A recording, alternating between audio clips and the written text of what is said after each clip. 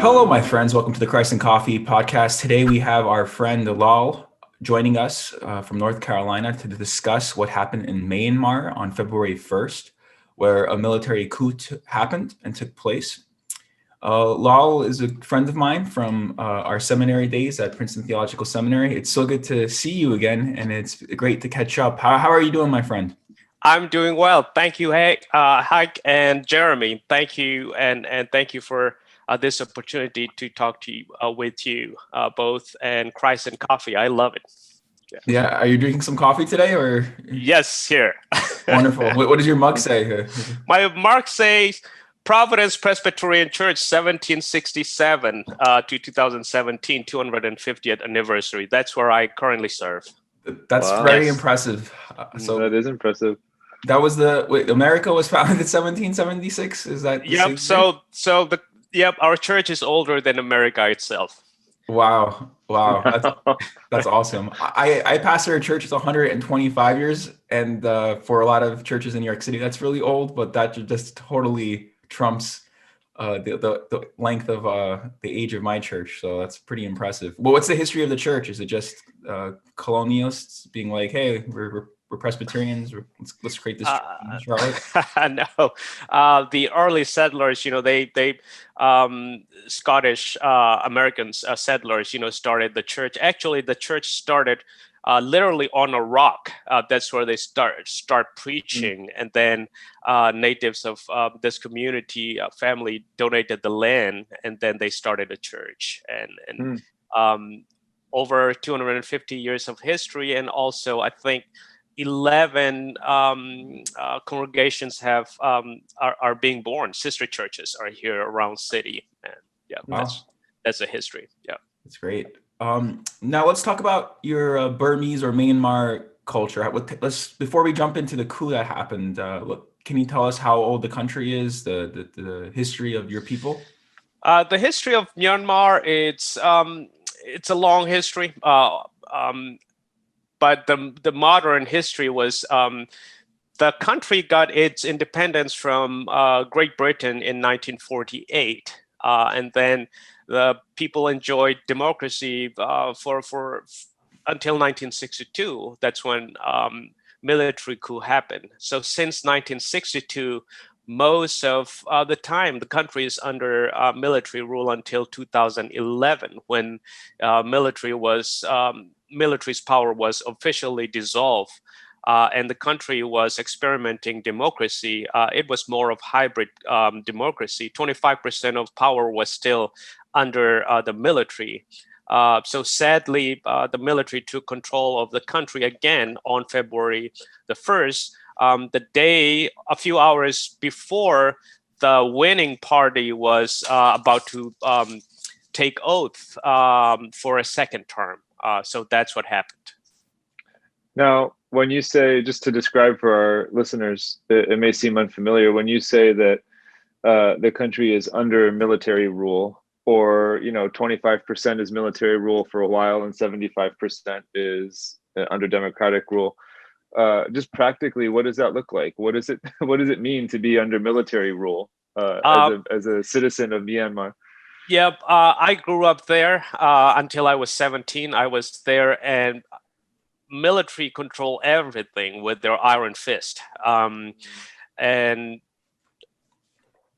they manage the country through fear, and they control business, resources, and also, if you are not associated with military, you can't do official business much, and so they control everything until 2011. Even after 2011, they still control 25% of the parliament, which means that no matter what the vote is, during the election, they have 25% of the power, plus they have their own party. So this is to preserve their power and control. So power and greed plays a big role here. So when you say military, can you just go through all the demographics and what is represented in the country within the democracy at first? Like, what are all the factions and who are the players?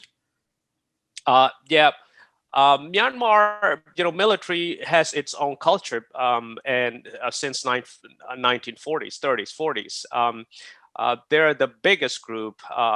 This is an elite group, and also there's opposition group called NLD, National League for Democracy, which is headed by Daw Aung San Suu Kyi, and her party is the largest opposition group, and they won. Um, the last election, the November 2020 election, and they said that the party got over more than 80% of the people's vote. And but the military was surprised also that the opposition party got that much power. So that's what happened. The military, in fear of losing their power. So they go for it. Can I just clarify the name? The name is Suu Kyi. Is it Suu Kyi? Is that how you pronounce it? Aung San Suu Kyi. Yeah, Suu Kyi. And she's under house arrest currently, correct? Currently, she is under house arrest, and she's going to court tomorrow, according to the latest news. But the military's aim is to keep her under house arrest as long as possible, so that they will, according to the military, they will do election again the end of this year or within 1 year. Their goal is to not Aung San Suu Kyi and her party be part of this election process again. So they want power. So what are they putting her under house arrest for? What's their reasoning? We don't know. Maybe in her place. Exactly where she is unknown right now. Wow. And what's the current climate of it? Is it back to feeling under military occupation? Are people thinking of rebelling? What's the current climate right now? So to know that, we have to know the demographic of the country. Myanmar, ethnically, this is like a mini United Nations. 68% of the population is Burman Buddhist. This is the majority group, and there are maybe 7 recognized languages with 7 their own state. So 8 major groups plus over 100 different languages. Wow. So in terms of religion, about 87%, 88% of the population is Buddhist, and about 6% is Christian, and Islam, tribal religions, Hinduism, and a few other religions. The dominant group is Buddhist, but these are good neighbors, our teachers. Those are the ones who taught us, and really good people. And yet, their hunger for thirst for justice as well. All people in Myanmar. So what they did in the past few days was they started what they call civil disobedience movement. This is something new. In the past, coups, people just went out and did demonstration and also some kind of fighting back. But this time, hundreds of thousands of people are on the street daily, and then what they do is do civil disobedience movement, and they ask people not to go to offices and even not to go to work. They just try to stop this military rule through peaceful demonstrations. Have there been any stories of violence or retaliation from the military yet, or is it just okay? Yes, the military has become increasingly violent since Valentine's Day, Sunday. There has been shootings here and there, pretty much all over the country. We don't know those are rubber bullets or real life bullets, but in my hometown in the western part of Burma, one demonstrator was killed, and there was a young lady who was being shot. She's in coma right now. and the tanks started rolling in the cities since Sunday. So the soldiers started cracking down the demonstrators through force. That's what's happening right now.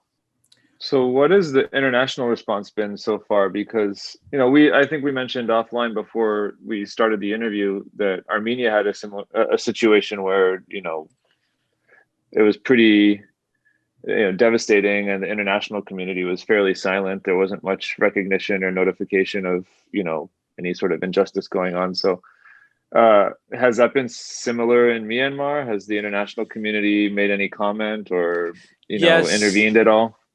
The international communities, especially in Western countries and those who countries that are democracy, spoke out against the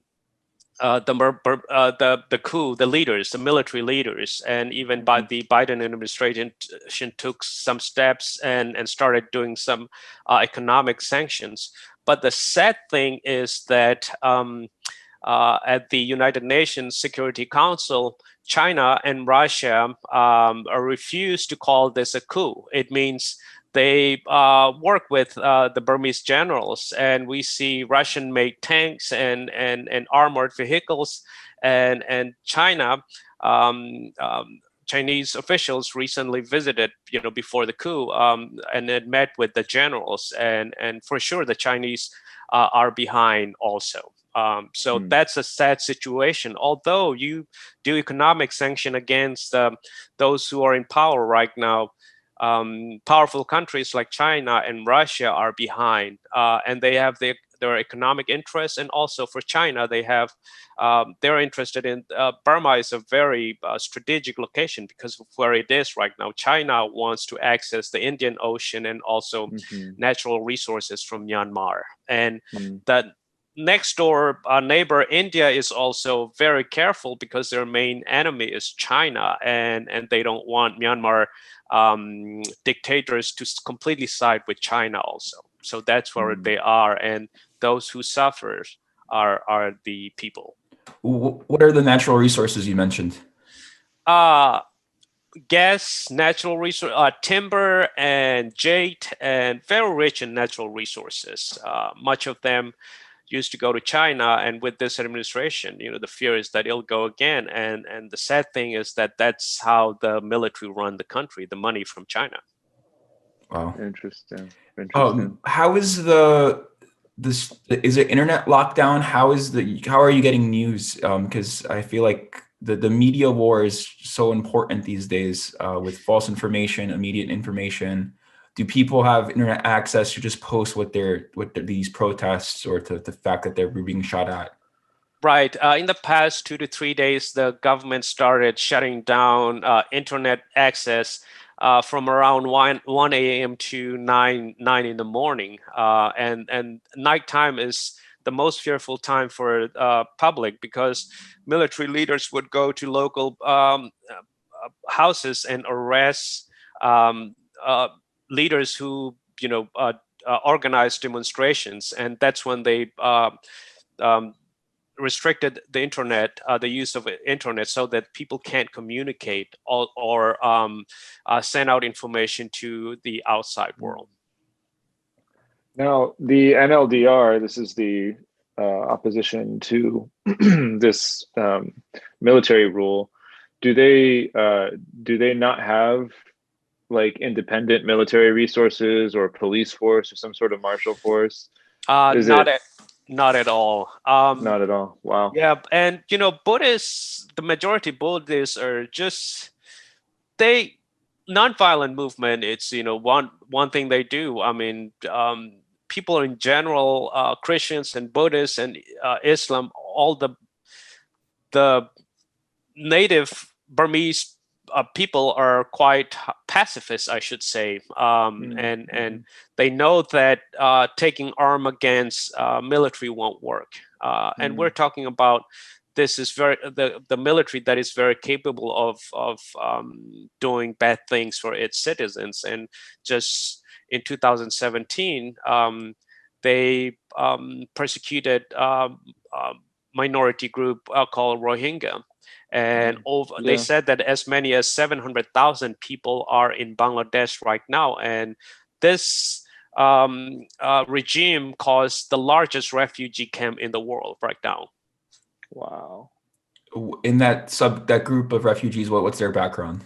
Mainly, these are Rohingya Muslims, but the current regime, the military has caused hundreds of thousands of refugees from Christian and even Buddhists fleeing to India and Malaysia and Thailand and many Western countries. So there's this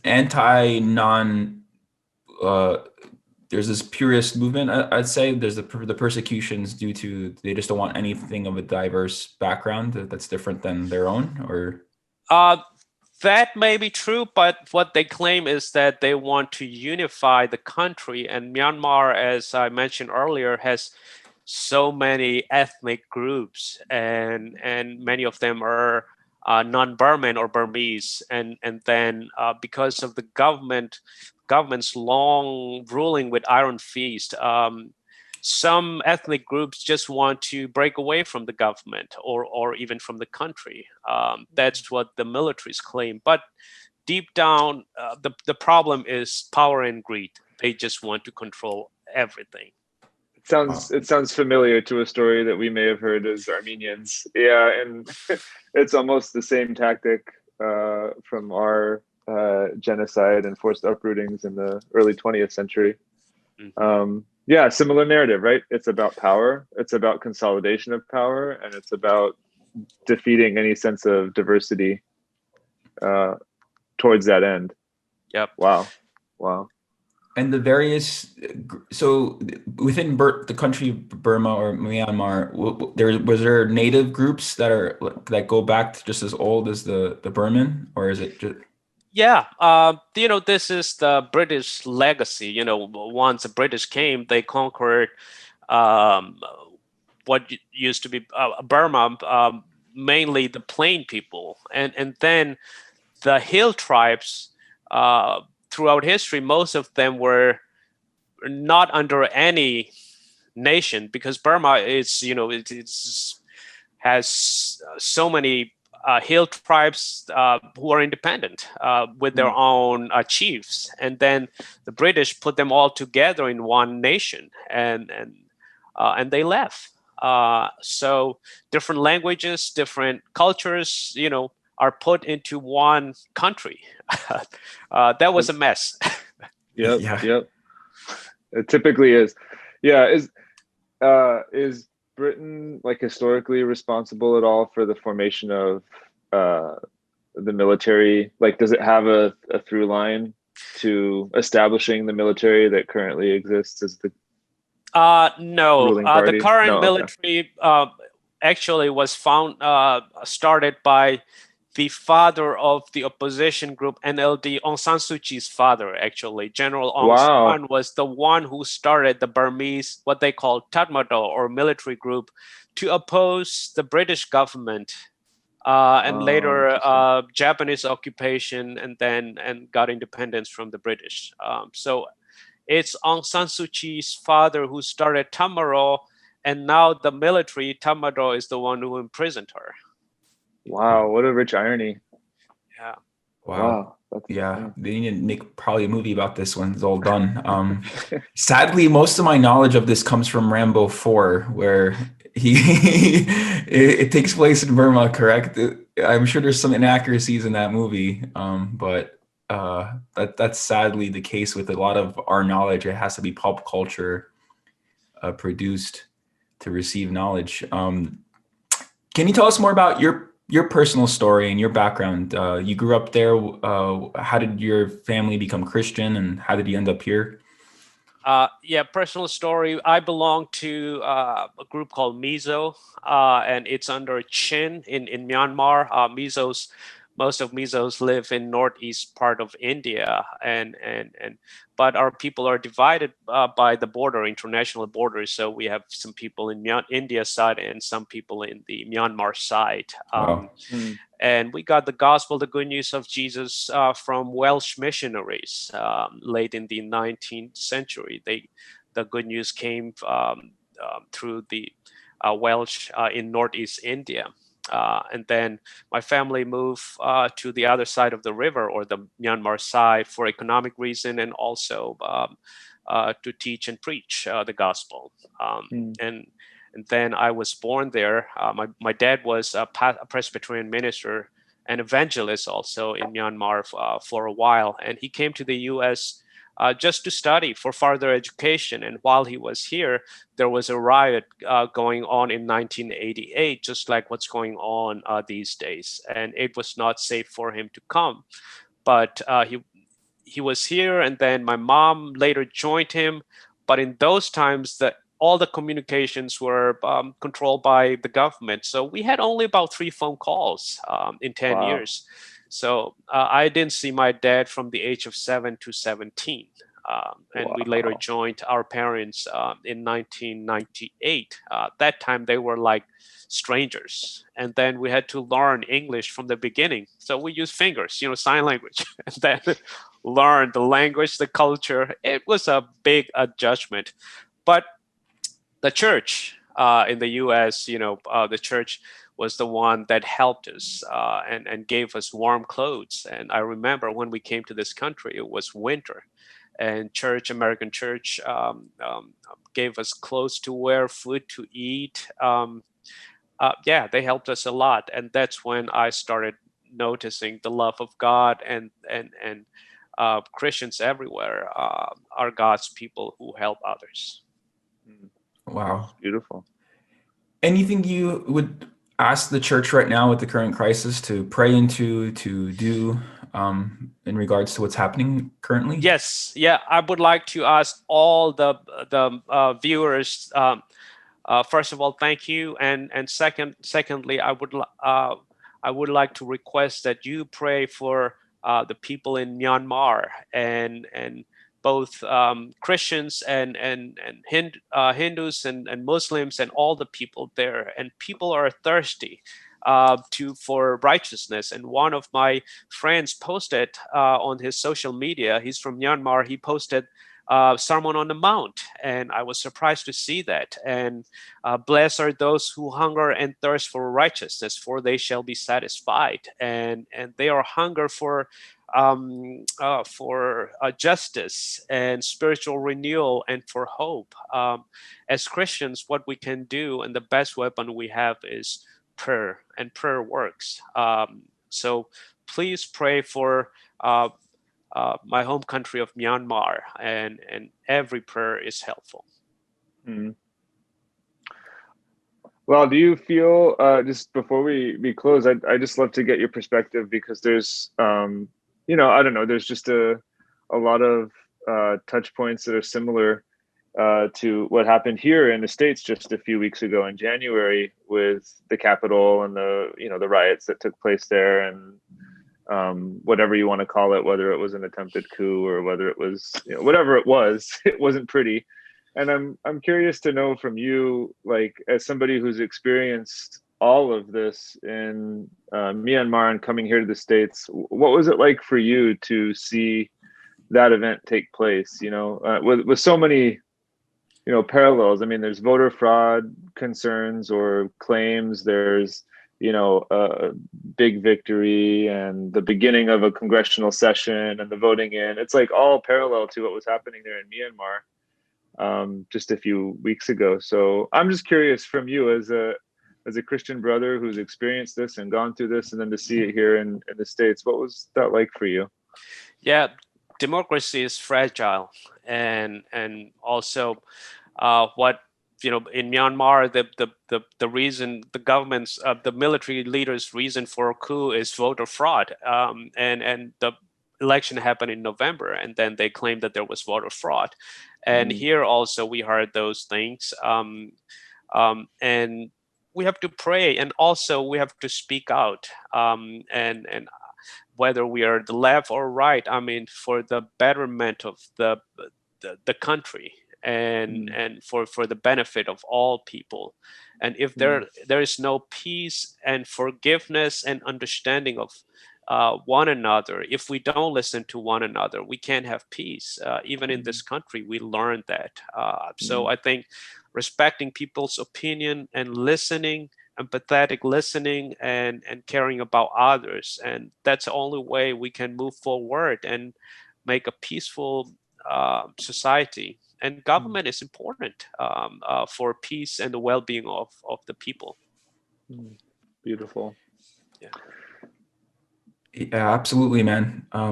Thank you so much for joining us. For those listening, keep an eye out on what's happening. Let's pray for these protests that are happening. Let's bring the spotlight of the media on it as well. Continue to do that. Thank you for this time together, and tune in next week for the next episode of Christ and Coffee. Thanks for joining this warm coffee hour, and take care, everyone. God bless you. Thank you, Lau. Thank you, Jeremy and Haig. Thank you.